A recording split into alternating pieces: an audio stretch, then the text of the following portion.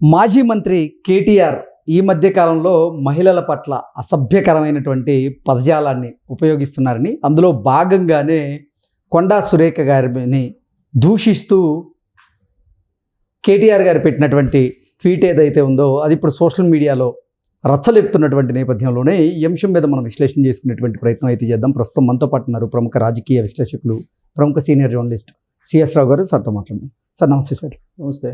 ఈ మధ్యకాలంలో కేటీఆర్ ప్రవర్తనలో కొన్ని మార్పులు వచ్చాయని, ఈ మధ్యకాలంలోనే కేటీఆర్ మహిళల పట్ల అసభ్యకరమైనటువంటి పదజాలాన్ని కూడా ఉపయోగిస్తున్నారు అనేటువంటి ఆరోపణలు ఆయన మీద వస్తున్నటువంటి నేపథ్యంలోనే అందులో భాగంగానే కేటీఆర్ ఈ మధ్యకాలంలో పెట్టినటువంటి ఒక పోస్ట్, కొండా సురేఖ గారిని ఉద్దేశించి పెట్టినటువంటి పోస్ట్ ఏదైతే ఉందో అది తెలంగాణలో తీవ్ర చర్చనీయాంశంగా మారింది. ఏంటి సార్ ఆయన ఉద్దేశం ఏంటి? ఆ ట్వీట్ కనుక అంటే ఏం చెప్తారు? ఇప్పుడు సరే, కేటీఆర్ గారు ఆ ట్వీట్ పెట్టారా లేదంటే వాళ్ళ సోషల్ మీడియా పెట్టారా అనేది మనం చూసుకుంటే, సోషల్ మీడియా పెట్టినా కానీ, బీఆర్ఎస్ పార్టీ సోషల్ మీడియా వాళ్ళు ఆ పోస్ట్ పెట్టినా కానీ దాని బాధ్యత వహించాల్సింది మాత్రం ఖచ్చితంగా కేటీఆర్ గారు వహించాలి. ఎందుకంటే ఈ మధ్యకాలంలో సోషల్ మీడియాని మొత్తం మానిటరింగ్ చేస్తుంది ఆయన అనేది ఆ పార్టీలో చర్చ జరుగుతుంది. ఏం పోస్ట్ పెట్టారా ఆయన అంటే, ఆయన ఎంత వల్గర్గా ఆలోచిస్తారు, లేదంటే ఎంత వల్గర్గా దిశానిర్దేశం చేశారు డిజిటల్ మీడియాకి అనేది ఆ పోస్ట్ని చూస్తే అర్థమవుతుంది. ఓకే, జిగుత్సాకరంగా ఉంది, అసభ్యకరంగా ఉంది. అది ఏంటంటే, మంత్రి సురేఖ, బీజేపీ ఎంపీ రఘునందన్ రావు, వీళ్ళిద్దరూ ఒక కార్యక్రమంలో పాల్గొన్నప్పుడు చేనేత దండ ఉంటుంది కదా, ఆ దండను తన చెల్లిలాగా భావిస్తూ ఆ దండను వేశాడు మంత్రికి. ఎంపీ ఒక మంత్రి పాల్గొన్న కార్యక్రమంలో, చేనేత కార్యక్రమాలు జరుగుతున్నప్పుడు, చేనేత వస్త్రాలకు సంబంధించిన కార్యక్రమం జరుగుతున్నప్పుడు ఆ నూలు పొగులతో తయారు చేసినటువంటి దండ వేశారు కొండా సురేఖ గారికి. ఆ ఫోటోని తీసుకొని బీఆర్ఎస్ పార్టీకి సంబంధించిన సోషల్ మీడియా షాదీ ముబారక్ అని టైటిల్ పెట్టేసి అసభ్యకరమైనటువంటి కామెంట్లతోటి ఆ ఫోటోని వైరల్ చేశారు.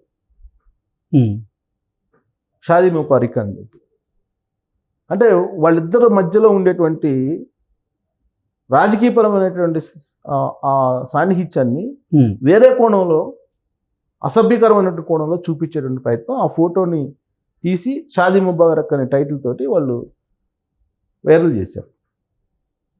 అది చూసినటువంటి కొండా సురేఖ గారు, ప్రస్తుత మంత్రి, ఆవిడ కళ్ళమని నీళ్ళు పెట్టుకొని 2-3 రోజుల నుంచి అన్నం కూడా తినకుండా బాధపడుతున్నారు. ఆ విషయాన్ని ఆమె ప్రెస్ మీట్లోనే చెప్పారు. ప్రెస్ మీట్ పెట్టి ఇలా చేశారు ఈ ఫోటోని. చెల్లి ఉంది కదా కేటీఆర్ గారికి, కూడా తల్లి ఉంది కదా కేటీఆర్ గారికి, తన చెల్లి తన తల్లికి అయితే ఇలా చేస్తారా అని చెప్పి ఆవిడ అడిగారు ప్రెస్ మీట్లో. కేటీఆర్ గారు ఎంత వల్గర్గా వ్యవహరిస్తున్నారంటే, సోషల్ మీడియా వ్యవహరించింది కాబట్టి ఆయన ఆదేశం మేరకు జరిగింది ఇది అనేది కొండా సురేఖ గారి అభిప్రాయం.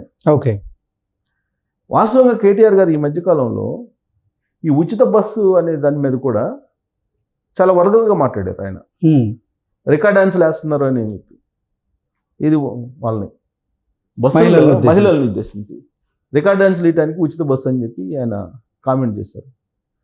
ఆ తర్వాత ఈ మధ్యకాలంలో ఏదో ఇంకో కామెంట్ కూడా చేసి సారీ చెప్పాడు ఆయన. ఎందుకు ఆ విధంగా మాట్లాడుతున్నారో అర్థం కావట్లా మాజీ మంత్రి కేటీఆర్ గారు. యాక్చువల్గా ఆయనకి కష్టపడకుండా పదవి వచ్చేసింది. 2014 నుంచి 2019 వరకు ఆయన మినిస్టర్ అయ్యారు. ఆయన తెలంగాణ ఉద్యమంలో ఆయన పార్టిసిపేట్ చేశానని చెప్పి చెబుతున్నారు కానీ పార్టిసిపేట్ చేశారు కానీ, బట్ చివరి నిమిషంలో వచ్చారు. ఆయన చేసిన తెలంగాణ ఉద్యమంలో చాలా తక్కువ. అక్కడేదో అమెరికాలో చదువుకొని ఆయన వచ్చారు.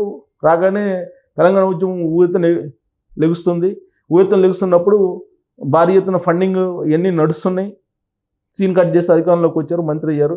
ఆయన లావిష్ జీవితానికి బాటలు వేసుకున్నాడు, అధికారాన్ని ఉపయోగించుకుని అనేది మనం చెప్పడం కాదు, తెలంగాణ సమాజమే నమ్మింది. 2023 ఎన్నికల్లో వాళ్ళకి అధికారం లేకుండా చేసింది. బహుశా నేను అనుకుంటా అంత లావిష్గా ఉండేటువంటి లైఫ్ చేజారిపోయింది అనేటువంటి ఫ్రస్ట్రేషన్ ఆయనకు ఉందేమో తెలియదు. బట్ ఆయన వ్యవహరిస్తున్నటువంటి తీరు కానీ, ఆయన చేస్తున్నటువంటి కామెంట్స్ కానీ, లేదంటే సోషల్ మీడియాకి ఆయన ఇచ్చినటువంటి సొంత సోషల్ మీడియాకి లేదంటే సొంత మీడియాకి ఇచ్చినటువంటి డైరెక్షన్ కానీ చూస్తుంటే బహుశా అది కరెక్ట్ కాదేమో అనిపిస్తుంది. ఇదే పోకడ కనుక వెళ్తే కనుక కేటీఆర్ గారు తెలంగాణ సమాజానికి దూరం అయ్యే అవకాశం కూడా ఉంది. ఓకే. లేకపోలేదు, ఎందుకంటే తెలంగాణ సమాజం అన్ని అబ్జర్వ్ చేస్తుంటుంది, ప్రతి అంశాన్ని అబ్జర్వ్ చేస్తుంటుంది. ఎక్కడ ఎవరికి ఎప్పుడు కర్రు కాల్చి వాత పెట్టాలో అప్పుడు పెడుతుంది. అంత ఈజీగా అంచనా వేయొద్దు. తెలంగాణ సమాజం తాము ఏం చెప్తే అది వింటారు, తెలంగాణకి బ్రాండ్ అంబాసిడర్లు మేమేం చెప్పి వాళ్ళు భావిస్తూ ఉంటారు. అయిపోయింది ఆ జమానా. ఇప్పుడు నడవదని 2023 ఎన్నికల్లో 2024 లోక్సభ ఎన్నికల్లో త్వరని తెలిసిపోయింది కదా. 18% బీఆర్ఎస్ పార్టీ ఓట్ బ్యాంక్ ఎందుకు పడిపోయింది? కేటీఆర్ గారు మరి లీడ్ చేశారు కదా 2024 లోక్సభ ఎన్నికల్లో, లీడ్ చేసి ఆయన ప్రచారం చేశారు కదా, మరి ఎందుకు పడిపోయింది ఓట్ బ్యాంకు? కేటీఆర్ గారి యొక్క వ్యవహారం ఇప్పుడు కొండా సురేఖ గారు ఇప్పుడు ఏడ్చేటువంటి పరిస్థితి, కన్నీళ్ళు పెట్టుకునే పరిస్థితి ఎందుకు వచ్చింది? సమాజం గమనించదా? బీసీలు గమనించరా? వరంగల్లో ఎర్రబెల్లి దయాకర్ రావు వర్సెస్ కొండా ఫ్యామిలీకి రైవాలిటీ ఉంది. అక్కడ ఎర్రబెల్లి దయాకర్ గారిని ఉపయోగించుకొని మీ పార్టీని అక్కడ ఏదో బలోపేతం చేసుకోవాలి అని అంటే దాని యాక్టివిటీస్, సొంత యాక్టివిటీస్ చేసుకోవాలి.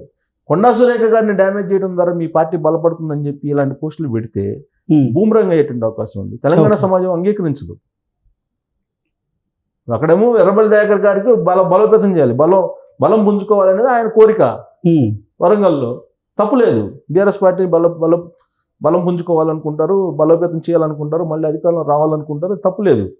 కానీ ప్రాపర్ వేలో రావాలి.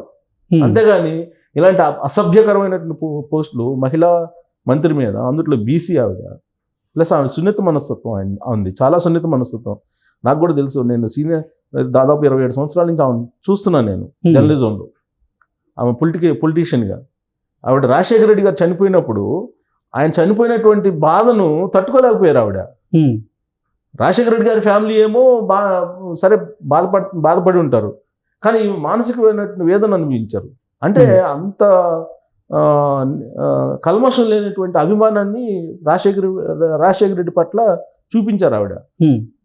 ఆ అభిమానమే జగన్మోహన్ రెడ్డి గారి మీద కూడా చూపించారు.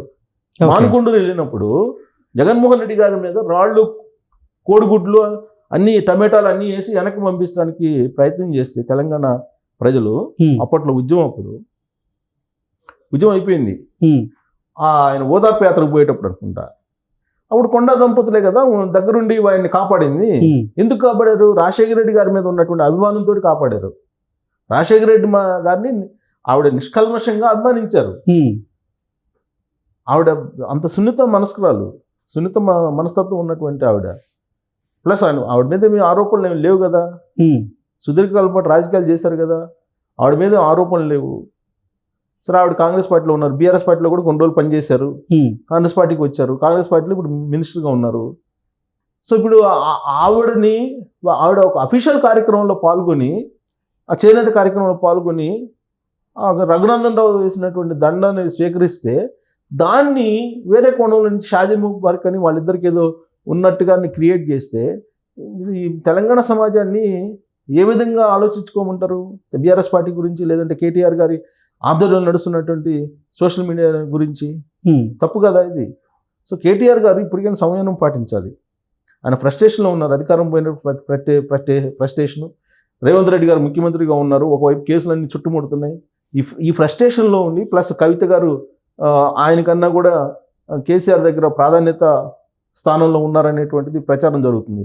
ఇవన్నీ కలిపి ఆయన్ని ఫ్రస్ట్రేషన్లోకి దించినట్టున్నారు. అందుకే మహిళల పట్ల చాలా ఆయన ఈ మధ్యకాలంలో బాగా నోరు జారుతున్నారు. బట్ అది మంచిది కాదు.